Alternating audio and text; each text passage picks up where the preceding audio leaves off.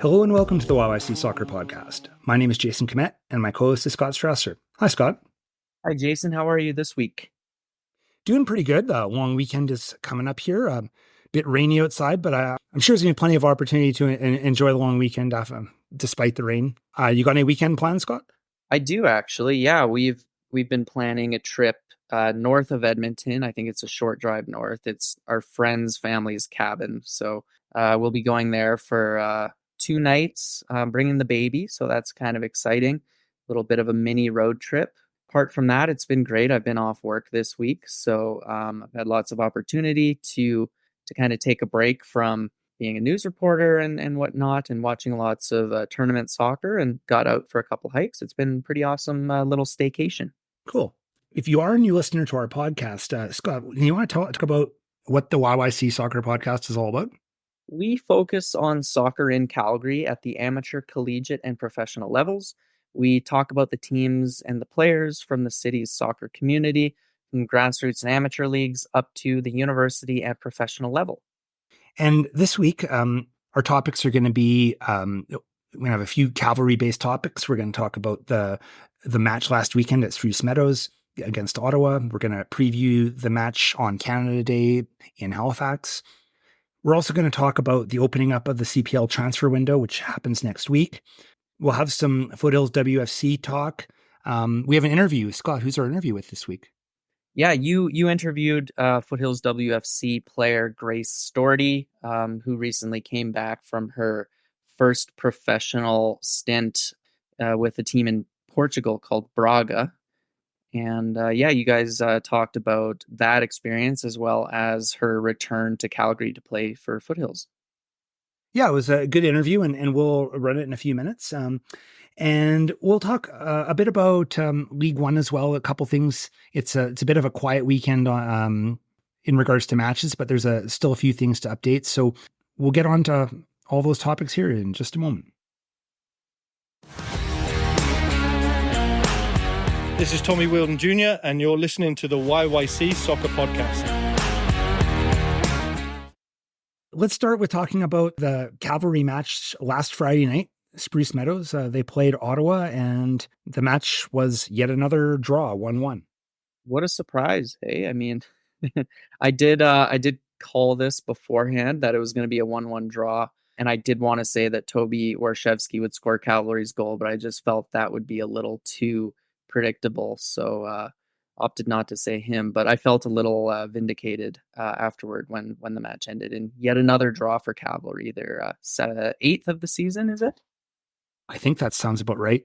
But we were at the match, and I can verify that you're pretty confident in your 1-1 predictions. So I don't know. What do you think of this one in the end? Like I kind of feel like overall it was probably the right result. The teams were pretty even. Like I would say that there was no team that, clearly, deserved the 3 points. Yeah, I mean, Cavalry definitely came out hot, right? They scored in the second minute, one of the fastest goals in club history, when Tobias Warshevsky knocked in a corner kick. Well taken goal from him. He's, I think, on 7 now, so leading the 6 or 7, definitely leading the team, but also up there for the CPL Golden Boot Award. And after that, I thought Cavalry was looking really good for the opening 20 minutes, especially in central midfield. Diego Gutierrez and Shamit Shom were playing really well, winning their battles and keeping the ball in Ottawa's half. But I don't know when, but at some point, Ottawa just came back into the match and kind of took over control and seemed like they were likely to equalize. And that's exactly what happened before the half. They equalized before the half, and then in the second half, it was a lot of back and forth. There were opportunities on both sides, but I don't know. It was mostly kind of a stalemate. I don't think any team really had the upper hand. Did you think in the second half anybody, really dominated to any point? Maybe for, short periods of time, but not consistently. Yeah, exactly. I think that both teams had their spells, but Ottawa did seem a little more likely to score, and I think there were 2 chances where Cavalry's defenders had to kind of throw in a last-ditch block to prevent a shot on target. But we know that Tommy Wheeldon Jr. did roll the dice in the last 15 minutes by bringing on some youngsters. Jason, do you want to talk about that? Because I thought that was one of the more interesting things that came out of this match. Yeah, well, what happened? I think there was about 15 minutes left, and he called the two youngsters on the team, Nico Moroniak, who has had a few appearances already, but new signing that was announced earlier that day, Chinan Chanda. They were both brought into the game, and they're both offensive players, with the capability of scoring goals, and they're creative players, and basically put them out there to see what would happen because bluntly, like nobody else was scoring, so it was just seemed like it was time to try something different. Is that kind of what you got out of it? Yeah, exactly. I had a feeling that Tommy would have, before they ran onto the pitch, said something in their ear like, look, no pressure, guys. Just go out and do what you can. Have fun with it.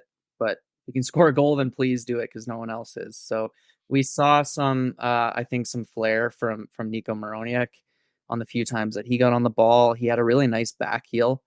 Chinan Chanda was definitely chasing the ball, chasing after Ottawa's defenders trying to win it back. So yeah, it seemed like they were confident at the professional level. Like you mentioned, Nico's already played a handful of games, but Chanda's obviously, 17 years old. This was his professional debut. He's been playing really, really well in League One Alberta for Cavalry U21. So just trying to take that momentum and confidence into this brief appearance. But obviously that was, just at the end of the game and before long the final whistle sounded, finished 1-1. Yeah, there was a lot of frustration in the press conference, I noticed. I know in the press conference, Daan Klomp was on there, and I don't know what your thoughts were, Scott, but he just looked like the epitome of frustration. I think he even made a comment there, something about somebody else on this team has to score a goal besides Toby. Yeah, and if he's not wrong, right? Tobias Warshevsky has 6, and then after that, no one on Cavalry has 2 in the league. Malcolm Shaw, Sergio Camargo, Fraser Aird, Charlie Trafford, Willie Accio all have 1 goal each. Obviously, I think Shaw had another one in the cup against Vancouver Whitecaps, but yeah, other than Warshevsky, no one on Cavalry is putting the ball in the net these days.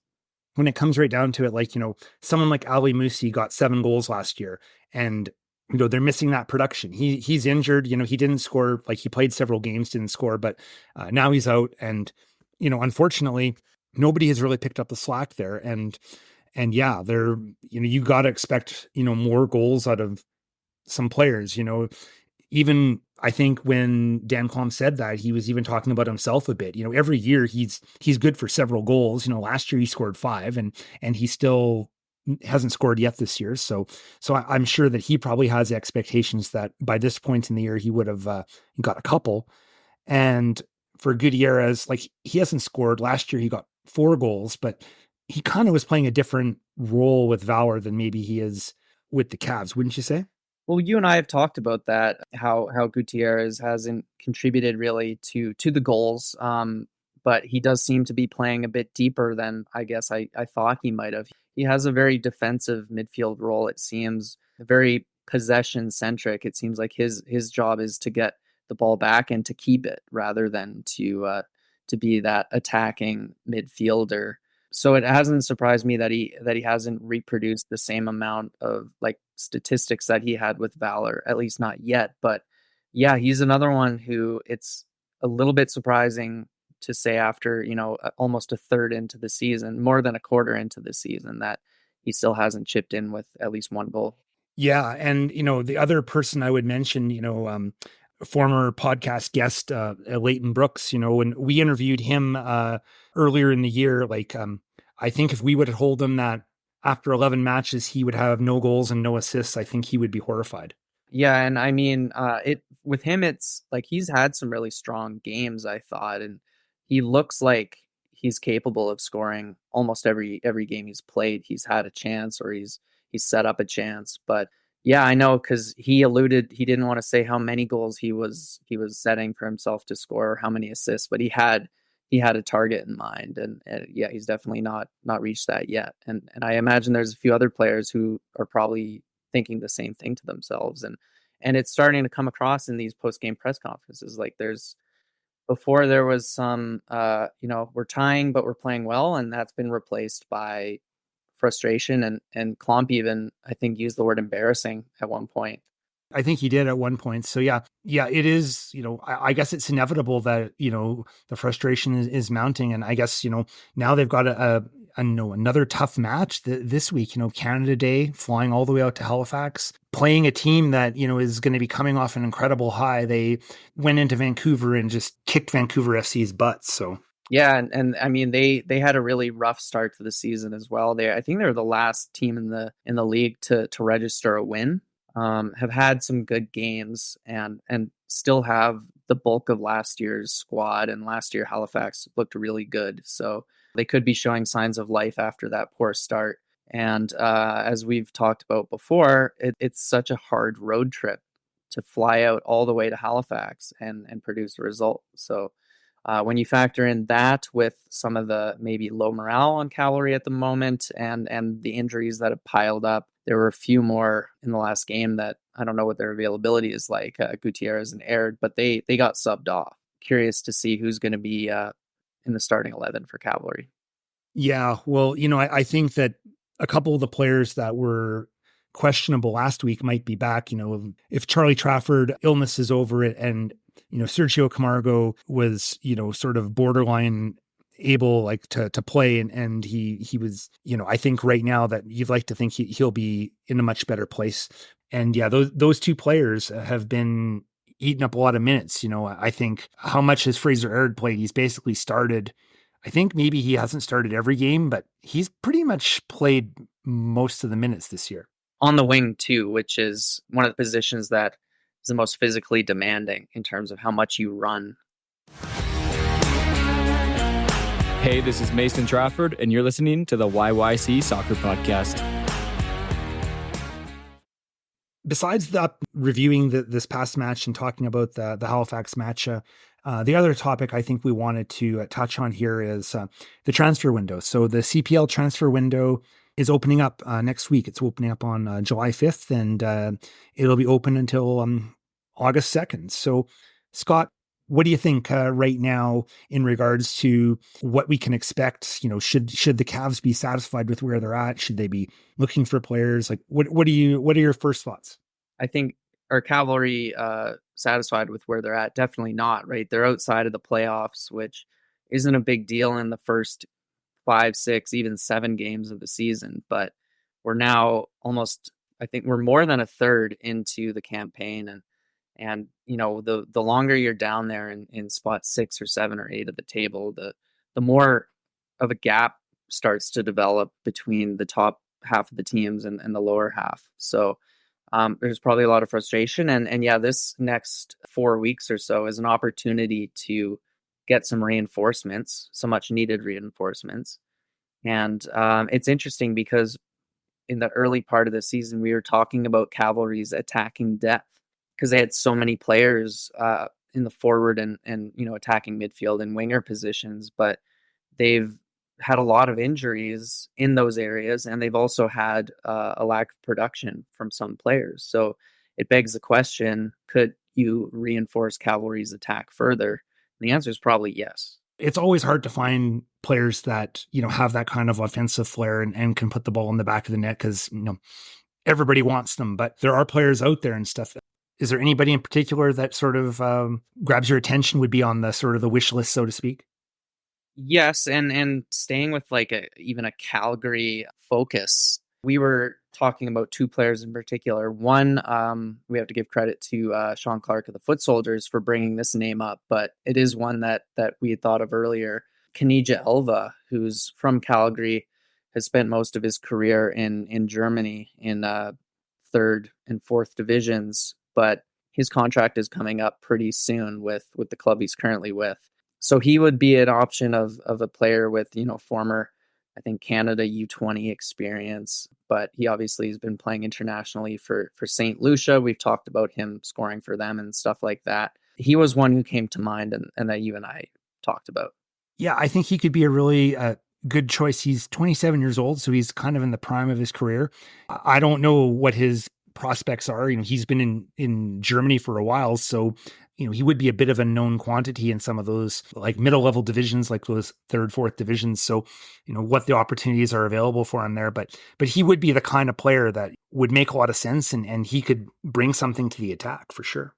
Yeah, and I believe he knows Tommy Wheeldon Jr. and we think he still has family connections in Calgary because he was here over the Christmas break, taking part in that indoor tournament that Elijah Adekubi put on. He's been in Germany for a long time, and up until this point, I've always assumed that he's probably making more money in the third or fourth division of Germany than he could in the CPL, and there's opportunity for progression and whatnot. But he does seem to have been at this level for quite a while, so maybe there is an element of plateauing, and coming back home could breathe a spark into his career, similar to, I feel like it did for like Charlie Trafford, for instance.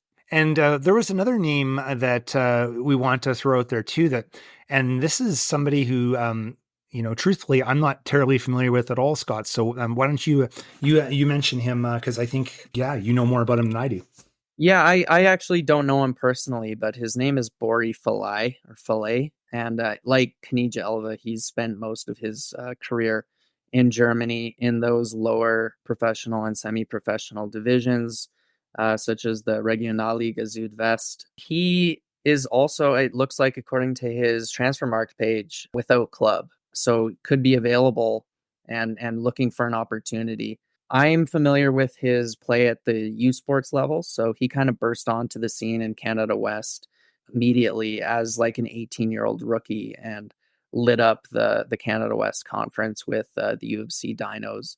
Only stayed with Dinos for, I think, 2 seasons, but chalked up quite a few goals in those 2 years, and then went to try out for pro teams in Germany, one of which I believe was Borussia Dortmund. So I haven't watched him play in 5 or 6 years at least, but I do remember watching him play as a teenager and thinking like, man, that kid is talented and powerful. So he was another name I thought of. I know this is all just like having fun with thinking about who could maybe come on board quickly, but he was just a name that I thought of. But he's been with German teams that may play in the 3rd to 5th division, like TSV Berg or VfB Hilden, Alemannia Aachen, FSV Frankfurt, who you actually said you caught a game once when you were traveling. So I know like people will be like, I've never heard of these teams and how good are they? But if you remember Julian Boucher from Cavalry's inaugural season, big impact player in midfield, like he left and went back to Germany and was playing at that level before he hung up his boots. So definitely a good level of competition that Bori Fillet has been immersed in for the last couple of years, even if I don't know how he's been doing or how much he's even been playing, to be honest. It's always fun to speculate a bit, but while we're on the topic of speculation, we can talk about the possibility of bringing in some new players, but there are a few existing player situations that, I think kind of need to be dealt with and resolved here on Cavalry's end. And I think, there's 3 players in particular that have kind of caught my attention. That would be Myer Bevan would be the first one, because I think most of us are pretty familiar with his situation right now, where he's basically, he's under contract, but he decided not to come back this year. It seems like there's no chance he's coming back, but I guess, right now, does he want to play? Does he want to play anywhere? Or is it going to be a situation where potentially Cavalry could, get a transfer fee and get some value for him, and then they could use that to go bring in another player? That's a sort of a question which is sort of front of mind. And what do you think of that, Scott? First, what do you want? Any comments about that? I mean, obviously he was last year's top goal scorer, and it was a bit of a shock when very late before the first game of the regular season, it was revealed that he wasn't coming back, and he'd already been here for preseason training and played in that Orlando game. So I think everybody was expecting him to see out the full season, and then he'd announced that he was going back to New Zealand for family related reasons, and when that is the the reason brought forward, there's not usually a lot of prodding and asking what exactly that means. There's usually some privacy, which is totally fair and valid. But like you pointed out, it raises the question of what is the status and is there cap space or something along those lines. So one more point I want to make about Myer Bevan, which makes it an unusual situation, is, we got to remember, this guy is a social media star. Like, him and his family's TikTok account has a serious revenue generating situation going on there. He's not necessarily in a position where he needs to play football in order to, pay the rent. He's probably making more money off social media than he probably makes playing football. So, I think one of the questions I would have right now is, like, we got the impression that it wasn't really Cavalry specific or anything about the team or management.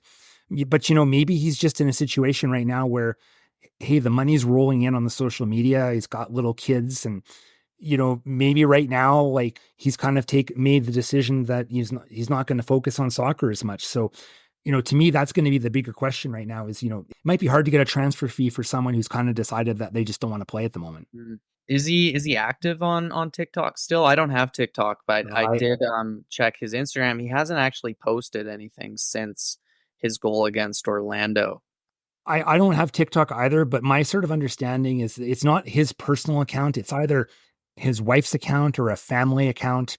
I did see some of it at one point, and they do a bunch of silly dances and stuff, but, and some other things. But my understanding is that, they have many followers. And even when he was interviewed last year I think he was interviewed in the Calgary Herald, and he was talking about how, they're doing endorsement deals. People are sending them stuff and paying them money so that they'll send them clothes and say, we'll pay you this much money if you wear this shirt while you do one of your TikToks, So I think we shouldn't minimize the fact that, he's generating a lot of revenue there. And, most other football players don't have a source of revenue like that, that would enable them to have the freedom to say, yeah, I'm not going to play this year.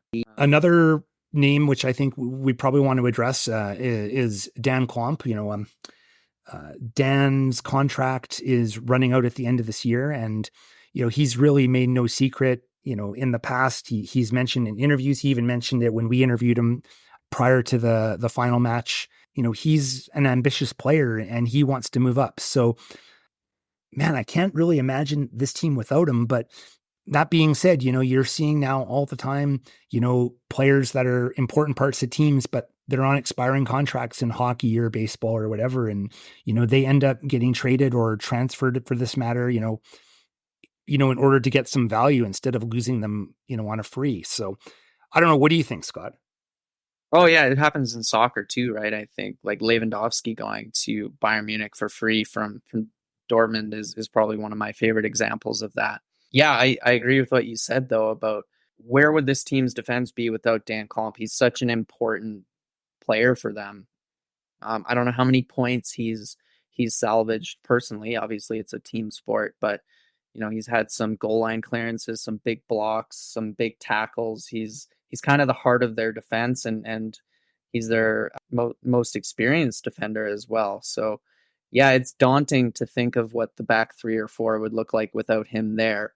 He could go when it's over and Cavalry don't get any value out of it, or he could be sold a bit early, aka this transfer window, and then Cavalry could at least get some income, and then they could maybe use that money for a new player or in some other capacity. I think it's pretty evident that, he is ambitious and wants to move on and move up. So the chances of him re-signing for the 2025 season, I think are they're pretty remote. I guess we're going to find out in the next month if they're going to try and make a deal or not. So he's been one of my favorite players to watch over the years. And he's going to be a hard guy to replace, but that's the way football is, right? Yeah, and Cavalry's done a good job replacing their key center backs before, starting with, like Dominic Sator back in year 1 and 2, replacing him with Karifa Yao. And we were, I think, probably saying the same things about Karifa Yao that we're saying about Daan Klomp. Like, he's such a key figure in the heart of defense. How do you replace that? So there are always good players to replace a good player with. Mason Trafford, another one who was key for Cavalry. Yeah, I mean, I don't know if he'll get one more game left or if there'll be another home game before, but I do think it's a valid kind of discussion to have and a good question to ask if this is kind of the end of the road for him with Cavalry, and because he played so well in that second leg of the cup game against Whitecaps that you have to just assume that there were a lot more eyeballs on that game than most CPL games, and he's got to be on the radar of at least a couple MLS clubs. And then the third and final player that we wanted to talk about here is something I've been sort of digging around on and just sort of have this idea in my head, and a name from the past, Jose Escalante. It's whatever happened to that guy? There was a big kind of show of his 100th game last year with like a bit of a post game being paraded on players' shoulders, a big embrace with Tommy Wilden Jr. And we all kind of knew like this was his last game for the club. Like it's being labeled as his 100th game, but it was his farewell appearance. So what has happened since then has been kind of confusing at times. I think like he obviously went back to Honduras, but was still under contract with Cavalry, and there was possibility of him returning, but it doesn't look like that is happening. Like this whole thing has been strange. Like, do you remember, Scott, at the post-game press conference after that 100th appearance, and Tommy Wilden Jr., he was kind of questioned about all this, and he just sort of like was deflective, making these sort of like oblique references and stuff like that. So, it seemed like the whole thing wasn't, even though there was a lot of love that day on the pitch, it seemed like everything hadn't fully settled. And then basically from a timeline perspective, like what was it, like the next day or something like that, the team announced that he was going back to Honduras for personal reasons. And then like the next day, Montagua in Honduras, like they held a press conference and handed him a jersey, and he was all smiles up there answering questions, and Cavalry put out a press release saying we haven't we haven't agreed to anything yet. So it was a really jumping the gun situation, and I think that it wasn't very well handled by the team down there. But when it comes right down to it, that whole loan deal was all set up for 12 months, and 12 months is now. It's June 30th, and his contract is until the end of the year. So it kind of got me to thinking, what could happen there, and what do you do sometimes when you got a question? You go right to the source. So I contacted Jose Escalante on Twitter or X or whatever you want to call it, and I said, "Hey, I think your loan was supposed to end at the end of June. What's happening? What's your status?" And he did respond back right away, and he said his loan is over June 30th, and he has been in touch with Cavalry, and they've told him that he's not in their plans. So, and that was pretty much it. Like it wasn't a big back and forth and asking a lot of questions, but yeah, it certainly got me to thinking that,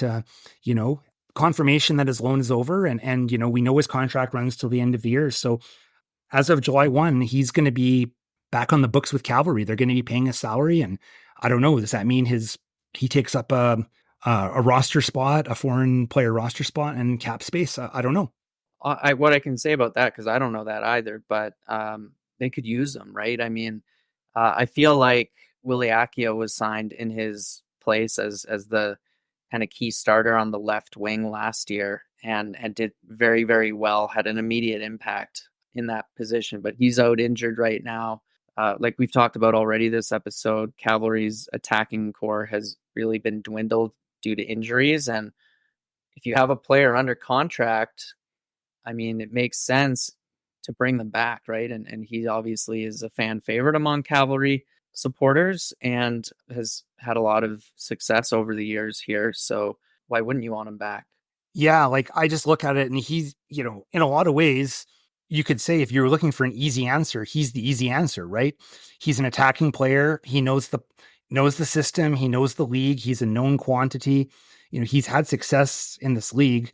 He was, beloved by the fans. It just all adds up very, and you don't have to go out and convince this guy to sign for your team. He's already under contract. So in so many ways, it seems so perfect. But it must not be as simple as that. We don't know, but I'm just, I think that maybe this is just a situation where the relationship between himself and the club is deteriorated to the point where, it's not going to happen to bring him back. Sometimes you just can't go back, so I don't know. But we talk about Daan Klomp being one of the players I've enjoyed watching over the years. Jose Escalante is another all-time favorite. He was a lot of fun to watch at Spruce Meadows, and it would be really cool to have him come back for a few months to help this team out. But I guess it's a question that I think it's going to have to be asked and maybe addressed and see what the response is. Hi, this is Grace Stordy, and you're listening to the YYC Soccer Podcast. So we chatted a lot about Cavalry this episode, but we also want to touch on Foothills WFC. They were supposed to return to action this Saturday afternoon to take on Los Angeles SC at Broadview, but we just found out quite recently that this match has been canceled. We're recording this right now. It's 10 p.m. on Thursday night. I got a press release this afternoon saying that Los Angeles can't make their flight. They're having some kind of flight difficulties, so the game is canceled. But I still don't see anything posted on any of Foothills' social media channels yet. So I'm not really sure. I'm guessing maybe this will come out shortly, but I've got no reason to think that the press release is pretty clear cut. So I'd say right now the game's not happening, and that's unfortunate because it's a very short season as it is, and I don't know what are the chances that this game will be made up. Yeah, I don't know, because the season is short because it has to accommodate the NCAA season, which starts. A lot of players go back even before August, right? So this would have been Foothills' second home game of the season, and their first one in almost a month. And I think they only had 3 on the schedule anyway. So that would mean if this game doesn't get made up, they only play 2 home games in Calgary this summer. Yeah, it's kind of seemed like it's turned into a little bit of a lost season right now, in the sense that, they lost the 2 big matches against Santa Clarita, and then we're going to miss out on this game. But, I don't know, maybe there'll be a plan to make things up or something. But, when the matches happen, they're always interesting to watch. But I guess it's unfortunate. But that's probably a good way to sort of segue in talking about our interview. We did have a chance this week to do an interview with Grace Stordy, and I think most people are pretty familiar with her and her exploits with, Foothills and University of Memphis. But yeah, it was good to chat with her because, I think a lot's happened for her career-wise in the last year. Yeah, she obviously signed her first pro contract with Braga in Portugal, and she's back after that experience, and you talked to her about that. So we'll run that interview now, and then we will continue with the rest of our episode afterward. We would like to welcome Grace Stordy to the podcast. She's a well-known player on the Calgary soccer scene. I'll quickly run through a couple of her career highlights. She's been a member of Calgary Foothills, and she's played for their UWS sides for the last few years. And she was at the University of Memphis. And also in the spring, she signed her first pro deal in Portugal. And she's back in Calgary now, rejoined Foothills WFC. Thanks for joining us, Grace. Thank you so much for having me. How does it feel to be back with Foothills, reunited with a lot of your old teammates? I know you were on the California road trip, so what's it like to be back with the group? It's always bittersweet, like coming home and just kind of having a constant with the Foothills UWS team it's just always a good time, like not a lot of stress, especially like from my viewpoint. So it's just really refreshing kind of coming to a known environment and getting to continue to play soccer. When you rejoin the club in mid-season, I'm guessing it's been, pretty easy to integrate because you know the players and the coaches. So what are your expectations for yourself for the sort of the remainder of the season here with Foothills? For myself, I'm honestly just looking to still improve, to just be the best now professional soccer player I could possibly be. I'm still super young, so there's still lots to learn. So really just holding myself to a high standard and trying to kind of rally all the other girls around that same idea of a high standard is my main goal this summer, to finish out the season. Are there any specific areas of your game that you're looking at trying to improve over the summer, like something specific, or just keep going, keep playing, and doing the things you've been doing? Nothing really specific. I'm honestly just really looking to just gain more confidence. I think I'm a pretty confident player, but to go to that next level, like your confidence has to be sky high. So I'm just really looking to kind of just improve in that area.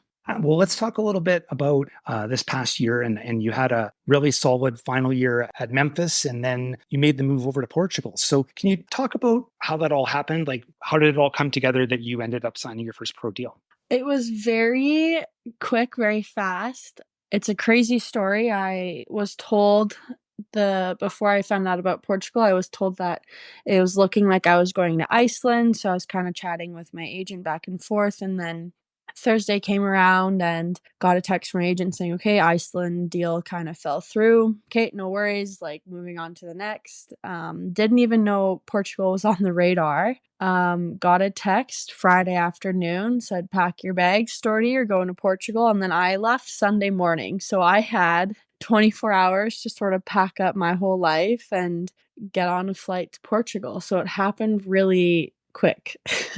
For sure. I guess sometimes in the pro game, that's how it works. The opportunity comes up and you just got to go for it. Yeah, exactly.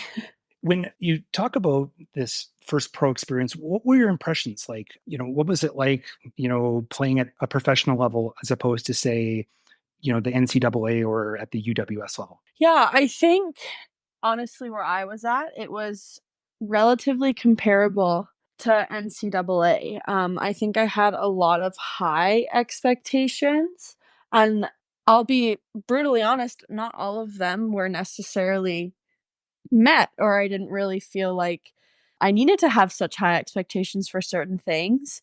But I mean, over there, it's just a dog eat dog world. Like, you're not competing for just a championship in the professional world. You're competing for your spot, for your pay. You're competing to just, make the 20 roster every week for that game. So it is honestly like, it is a business, and I don't think I fully understood that until getting over there. So that was a huge change. I guess right now, looking ahead, you weren't around. You were in Portugal during the RAN reveal for the Calgary Wild, but I'm sure you're in the loop about what's going on and what's been happening. What are your thoughts about the NSL and the Wild and the whole concept of the Pro League coming next spring? I think it's super exciting. I think there's no better time to start it than now, especially with all the movement behind women's sports. So I think their timing with that has been brilliant. And I mean, selfishly, obviously, who wouldn't want a hometown team that they could try and compete with and for? So I think it's super exciting, and it's a huge inspiration, especially for myself, as it will be for younger girls aspiring to be professional one day. And it just makes pathways for Canadians a whole lot easier if that's something you're looking to do, because it's not the easiest thing to, take up an international slot somewhere else. So having it more home based is like really remarkable. So looking ahead, I guess right now you're going to finish off the summer season here with, Foothills in UWS. What can you sort of tell us about your sort of plans going forward here over the next little while? I'm assuming the feelers are out there and you're trying to see what's next, but anything you can comment on? I'm honestly just keeping doors open right now. I'm definitely going to try and look to go, not going back to Portugal. So I'm definitely going to look to go somewhere for the next 6 months or a year, depending on what I can get out of my little contract. But still looking to go play overseas, or Australia maybe is definitely on the radar. So we'll see. It's kind of just a waiting game right now for me. For sure. Well, there have been a couple players from Calgary that have gone to Australia. Like, I think, didn't Talia White go there? And I'm not sure if there was somebody, I thought there was maybe somebody else, but I know Talia was there. Yeah, Talia in Montana. Okay. So yeah, no, that I could think of worse places to spend a few months. No, seriously. So it's lovely there. So you kind of alluded to this earlier that, you're still early on in your professional career and your soccer career in general. Like, let's project ahead a little bit. 5 years from now, like, what would be your hopes in regards to sort of where you want to be, like I said, a few years down the line? Hard to say, I feel like, because soccer's it's such a sport that just changes all the time. So I feel like asking me this question today and now, I would say hopefully I'm playing in the NSL and just really making an impact for that league and doing well in that league because, like, honestly, I say it's bittersweet coming home to play for a summer team that doesn't really like mean a whole lot. Like, it's just a 2-month season. So how bittersweet would it be coming home and staying home to play in a competitive league? I guess that's pretty much all I have to ask. So I really appreciate you taking the time, and we wish you all the best. Following your career at Memphis and everything over time, and yeah, it's a very interesting time going forward here with the new league coming up. So yeah, we wish you all the best. Yeah, hey, thanks, appreciate it. Yeah, thank you so much. This was awesome. Thanks again to Grace for doing the interview with us today. What'd you think of her comments about her experiences in Portugal and her plans for the future, Scott? Yeah, I mean, you have to kind of read between the lines, but it seems like it was a challenge for her to go over there, and she's probably a player who hasn't experienced a lot of setbacks so far. Like, she's had a really successful career, and it was a step up definitely to go to Portugal and experience culture shock, a different language, different climate conditions, new environment. It's tough to thrive in those atmospheres sometimes, but definite learning experience for her, and obviously one that she will carry with her forever, and it'll probably benefit her in the long run wherever she ends up next. Yeah, I kind of actually thought about after recorded the interview. You remember when we interviewed Dominic Zator, about a year ago, and he was commenting about his success in Poland, and he thought one of the reasons that he was able to step in Poland and be successful very quickly was he had that earlier experience. I think it was in Sweden. That was his first European experience, and he kind of said that he kind of wasn't really he didn't really go into it and what he was expecting and what it turned into. It didn't all come together. And then when he had the next opportunity, it was much more clear to him about what it took and what he needed to do. And he's thrived in Poland. So I really kind of harken back to when he made those comments to some of the things that Grace said this week. Yeah, that's a good comparison because, Zator was playing with a second division team, I think, in Sweden and not always seeing the pitch, and then came back to Canada and played with York United, and then went to a top division team in Poland and has become a key figure for them in defense. So like I said, I mean, the stint with Braga in Portugal was pretty short for Grace, but overall it'll be a valuable learning experience, and something you can take with you forever. You could always say years into the future that you played professional soccer in Portugal. For sure. Did you realize this, Scott, that we now have interviewed all 4 Calgary players that were with University of Memphis last fall? Yeah, I did know that, and she was the last one. So those would be Maya Jones, Grace Stordy, Izzy Monk, and Anna Hauer. Hello, Fraser Aird here, guys, and you are listening to the YYC Soccer Podcast. So this week, League One, it is a bit of a quiet weekend over the Canada Day long weekend. There's going to be no matches on Friday, and then there will be some matches on Tuesday. But there is a topic that we didn't talk about last week on the podcast, I guess because of timing and everything. But yeah, there's kind of some big and sad news pertaining to League One. Yeah, not just League One, but Canada soccer as a whole.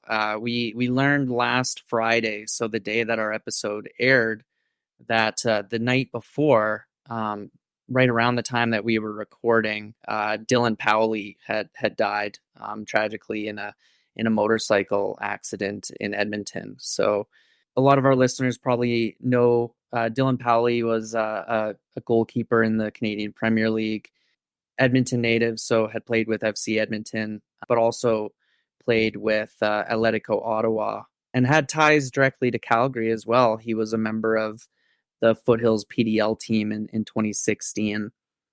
when the team made it all the way to the final, as well as in 2017, I believe. So definitely a tragic incident for the Powley family, and a very loved member of the Canadian soccer community passed away at a way too young age. He was only 27. It brought a bit of an emotional atmosphere to the Cavalry Ottawa game last week, because there was a minute silence before the match got underway, and everyone in the post game press conference, either prompted or not, wanted to say something about him. For sure. And he had the connections to Calgary, and even though he had retired from the pro game, he was still very active in the soccer community. He, the connection with League One is he had become an official. He was involved in refereeing matches at the League One level, and he was also on that Edmonton Scottish team, the futsal team that won the provincial championship and then went to play in the nationals here in Calgary in April. So I think probably some people would think, well, he was retired and he was kind of out of the game, but he was still very much an active member of the soccer community. But it's whenever you have somebody leave us at 27, that's it's always a sad situation. Yeah, and I never met Dylan personally. I was familiar with him. Wrote about him in my book. His goalkeeping in 2016 was quite heroic for Foothills. He saved a penalty in their opening playoff game against Seattle Sounders that, had it gone in, Foothills probably wouldn't have gone on that Cinderella run to the final. And basically all season in 2016, he was, a very important member of that team, and had a really good season. Best goals against record in the division. So everybody has been impacted in Canada soccer by this, by those who knew him and those like me who didn't. But in the off chance that the Powley family do hear this interview or this podcast, I just want to say, you have my condolences, and you have a lot of people's condolences right now. Obviously that doesn't do a lot, but I just want them to know that it's sincere. Yeah, that's well said, Scott. My name is Mo Gander, and you're listening to the YYC Soccer Podcast. So in terms of transitioning back to League One, we do have to mention that last week's kind of top of the table clash between Edmonton Scottish and Calgary Blizzard was postponed as a result of Dylan's death. So that game never did go ahead. And as a result, the table does look quite similar to how it did when we talked about League One last week. Yeah, and I know this week, from Edmonton Scottish is going to be back in action. They're going to be playing Foothills in the doubleheader on Tuesday at Broadview. Well, for the men's team perspective, for sure, if Scottish can get 3 points there, they're going to that will really help separate them from the rest of the pack, and really it'll really solidify them being in one of the top two places for the final, I would think. I would think so. So on the men's side, the top three right now, we've got Scottish in first place with 16 points, Blizzard in second with 15, and then St. Albert Impact in third with 12. But a team I want to bring up, because we did last week as well, but Calgary Foothills has really found their footing. They got their fourth win in a row this week, beating Cavalry 21 1-0 on Tuesday, with a familiar face scoring the only goal of the game, that being Gareth Smith-Doyle.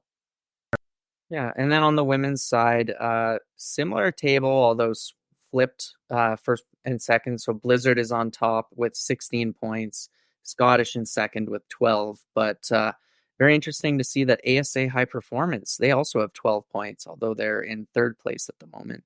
And they're coming off another great result, beating Foothills on Tuesday 1-0.